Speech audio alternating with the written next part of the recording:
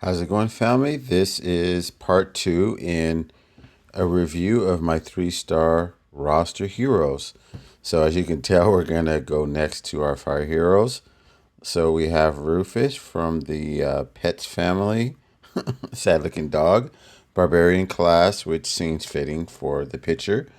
Um, and actually, his special too. We have the 200% damage to all enemies. He does minus 34% defense for 4 turns and bleed damage, which this is a really cool hero. I think slow is appropriate for him.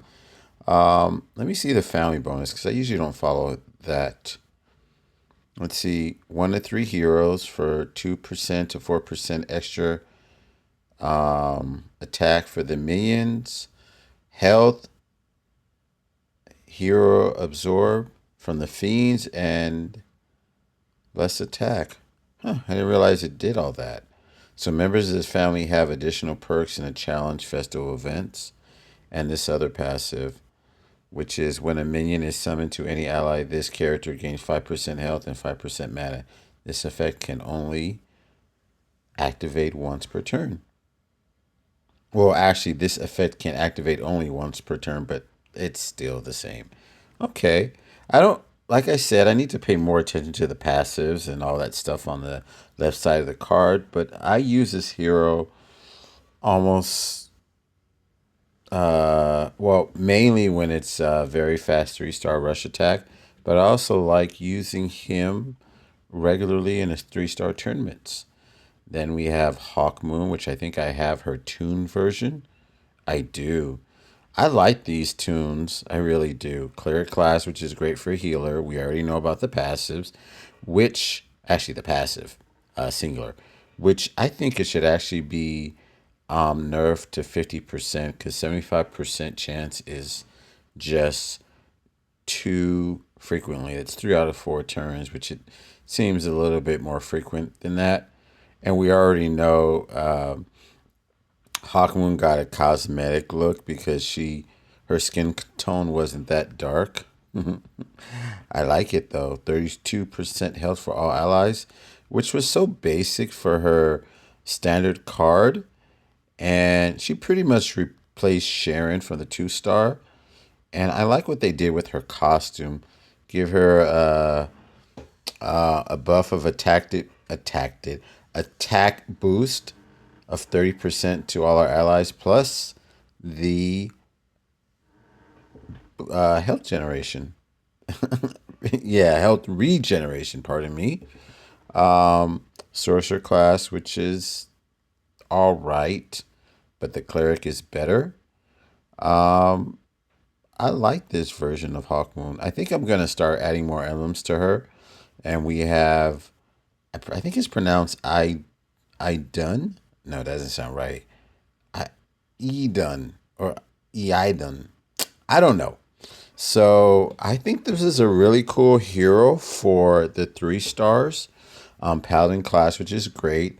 I need to finish up leveling this limit break, but I think I put all of it into the costume since the costume versions level up a lot faster. I choose this one more than I do the original because she hits all. I think this one hits 3 and hits them equally. So it's 24% mana generation and reduces the mana of all enemies by 10%. I tend to use this version more. Uh, so next we have Sudri. This guy, oh man, he is a beast. Um, I think this is season 3, right? Both these heroes? Yeah, huh? No, let's see here. Does it show it?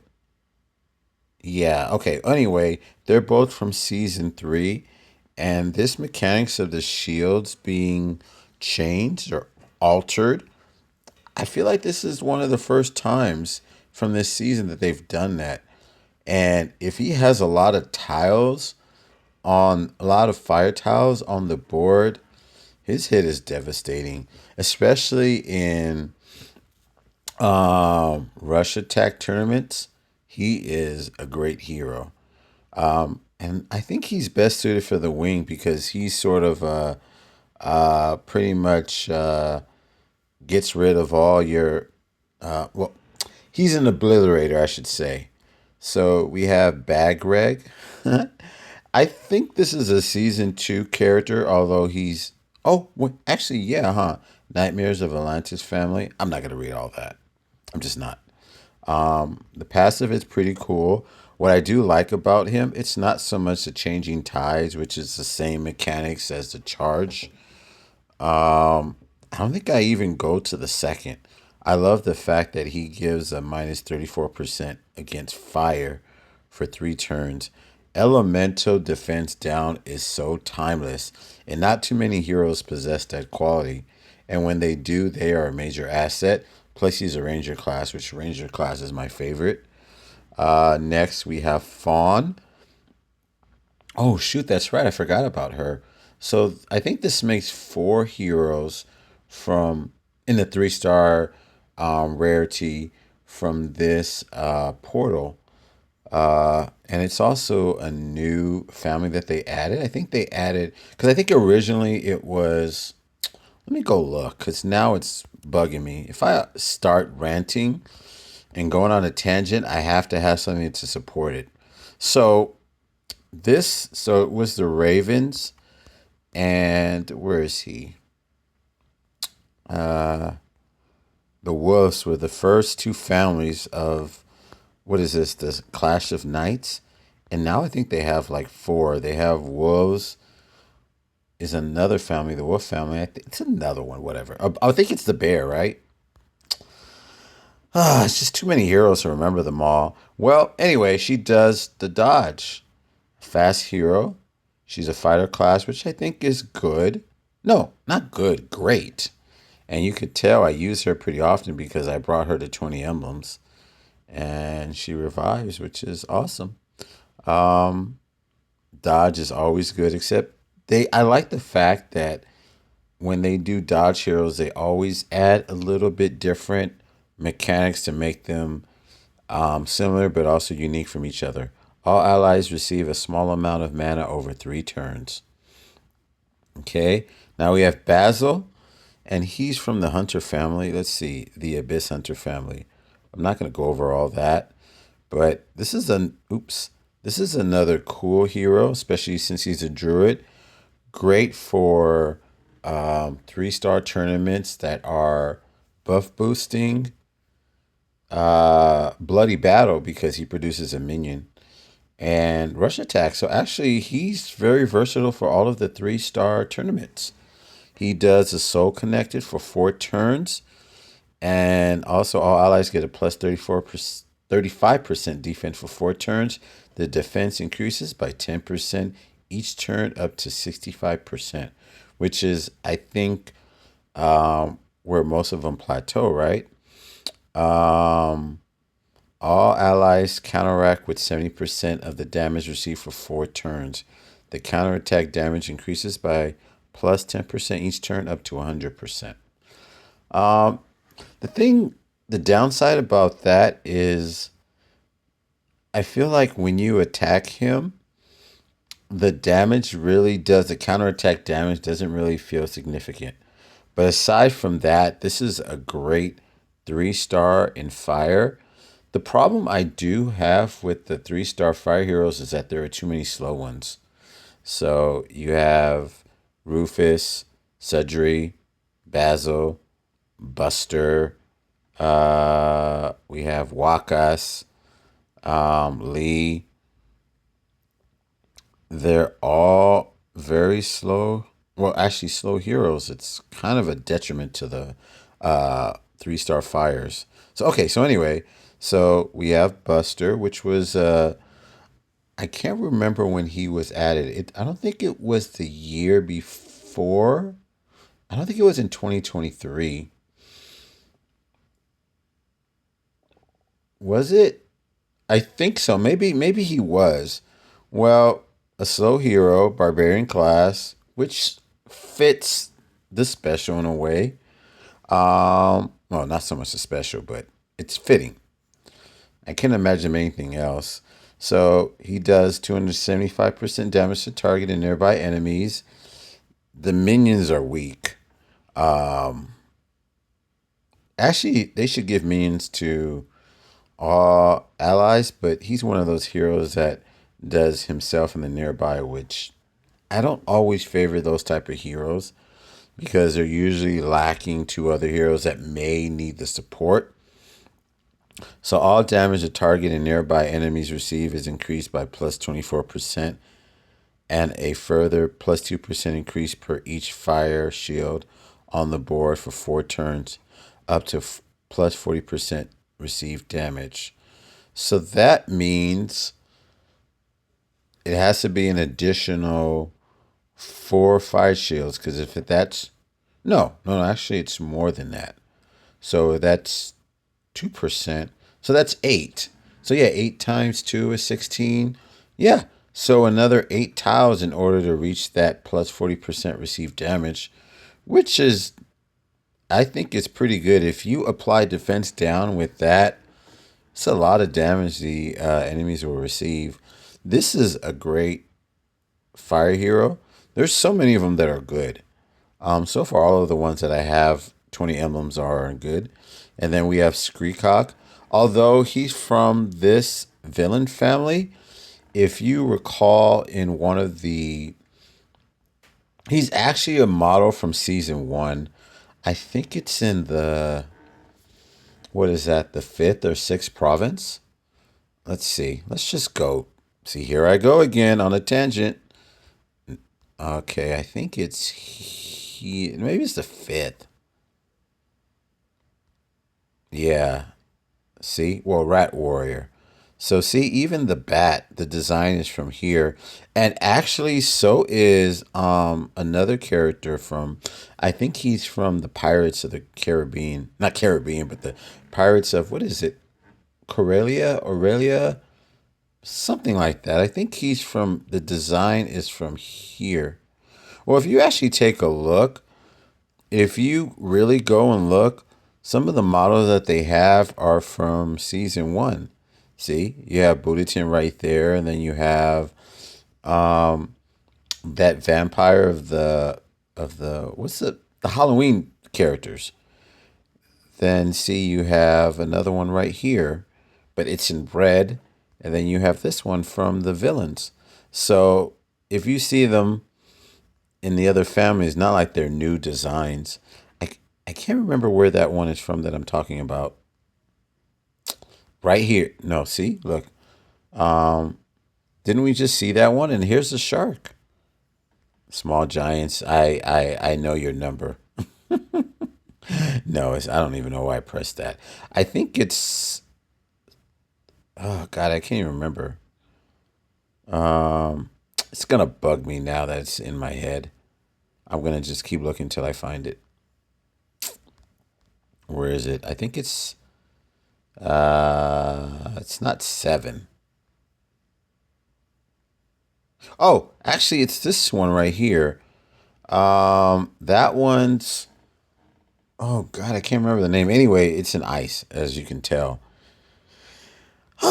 Anyway, so let's get back to what we were doing. So we have Screecock right here, world class, which is great.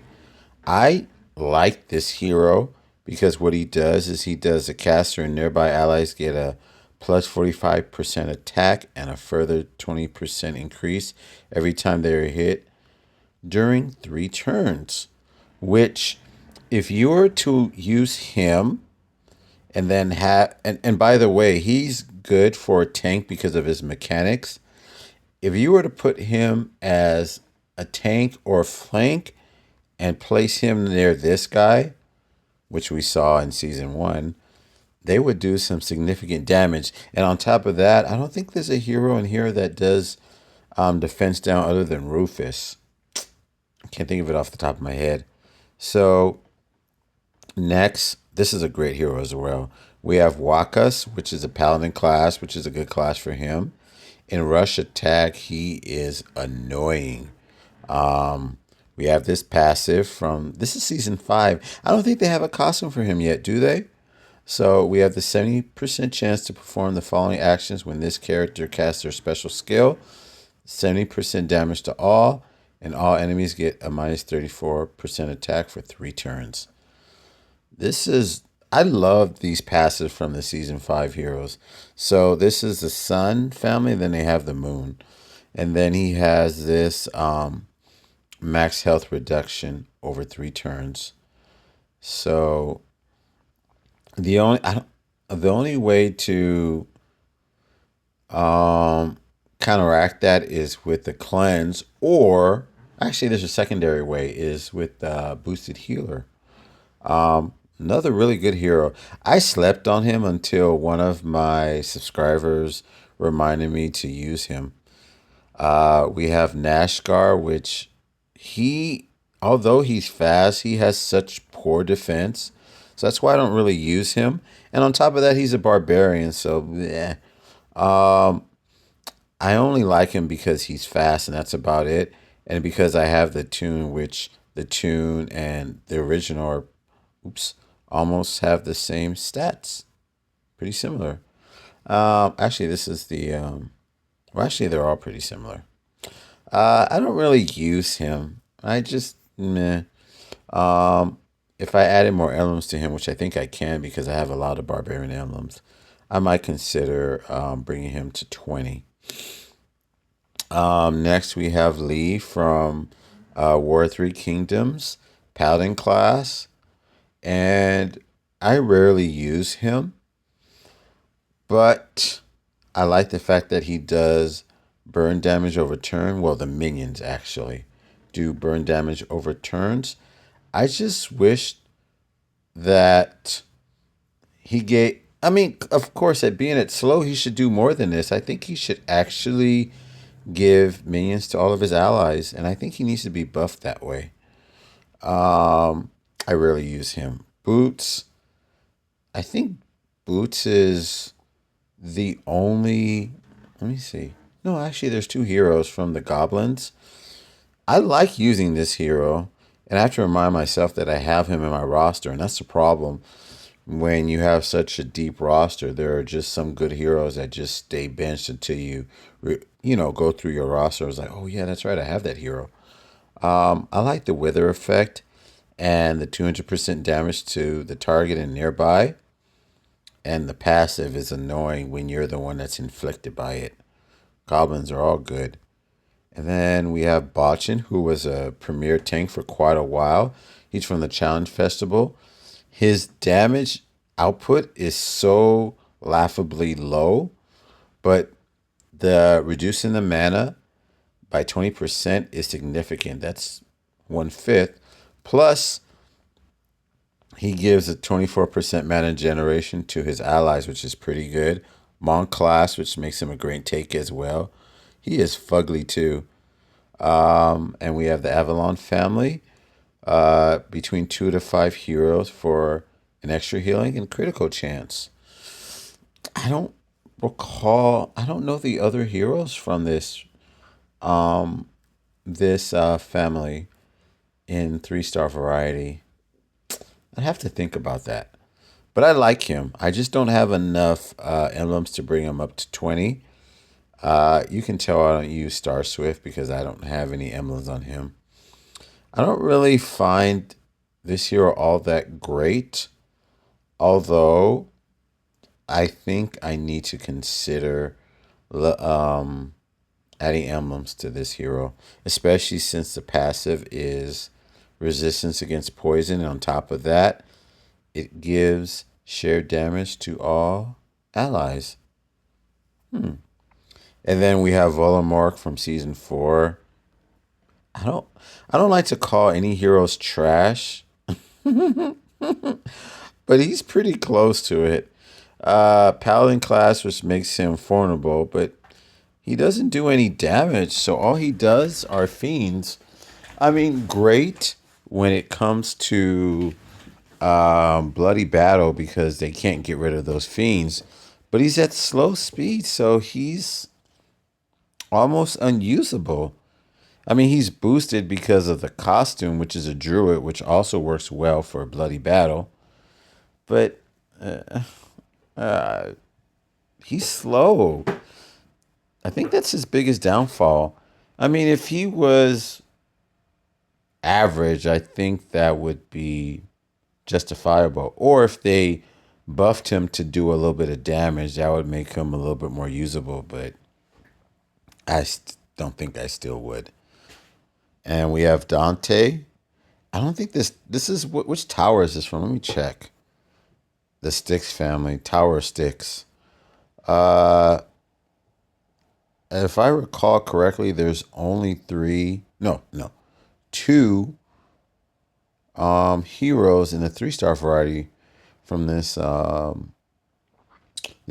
family. So it's 40 to 80% chance to cast minus 30% mana generation to all enemies for 2 turns when this hero casts their special skill. Another charge mechanic, and I don't know. I like the passive, this one especially, because you can inflict defense down on them or even elemental defense down, which I think is an excellent passive. And we have deceased minion health.